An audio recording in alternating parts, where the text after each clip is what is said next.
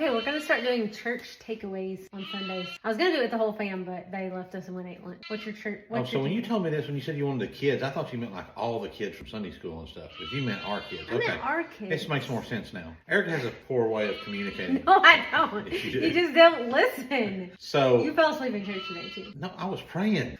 I did not fall asleep. So we got into is it okay to lie? Fall That's asleep. definitely not okay. I had my eyes closed, but I didn't fall asleep. I promise you. Anyway, so my takeaway from our Sunday school lesson this morning, we were talking about Peter and his 3 denials of Christ at the Garden of Gethsemane and during that night. Anyways, my takeaway on that is the 3 different levels of denial. The first one was just like, oh, I don't know who you're talking about. The second one was, I swear, he took an oath, like, I don't know who that guy is. And then this third one was, he was cursing the people that were accusing him of knowing who Jesus was. And then he was swearing an oath like, hey, I don't know who this guy is. So my takeaway from that is when you allow sin in a little bit, it just makes it easier the next time and the next time to make it progress on its own. So that was my takeaway, something I had never really noticed before when I studied that part of the Bible. What was your takeaway? I think mine was from Sunday school too. It was like whenever we talk about Peter and him denying Jesus, like he did it to a servant. Like I think about like how he was so prideful and thinking that he wouldn't do it, that he would never deny Jesus, and he told Jesus that. And I think about in my life, like if I would, what I could be faced with where I might encounter that and I might would not want,